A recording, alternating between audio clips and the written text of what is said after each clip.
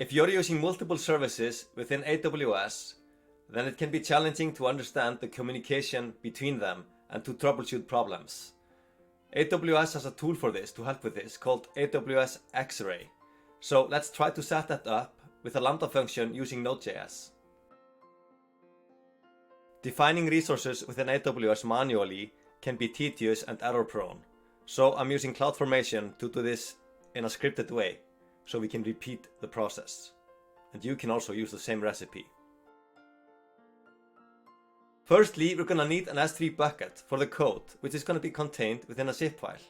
We're going to call the bucket Lambda bucket XRay, and we're going to enable versioning, because every time we push a new version of the code, we want it to be automatically deployed to the Lambda function. Secondly, we're going to need a Lambda function, and that Lambda function is going to require an execution role, because we're going to allow it to do everything with logs. We're going to allow it to put and get from XRay, and we're going to allow it to get and list from S3, because the code is actually going to do something with S3. Here's the Lambda function.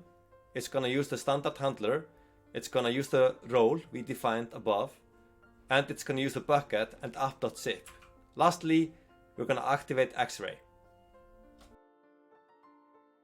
The code is very simple.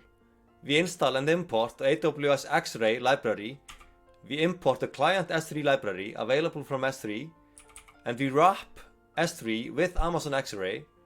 Then here is the handler. We simply list all buckets and log them out and return them. That's it. The code is available in GitHub, so please check out the link in the video description. Let's now try to deploy the code using the README file. So the README file contains some help. So first we export our profile, and my profile is copycop. And then we have to create the S3 bucket. It's looking good.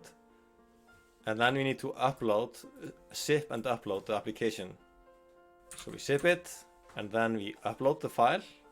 It's gonna take a few seconds. And then we're gonna need to create the Lambda function.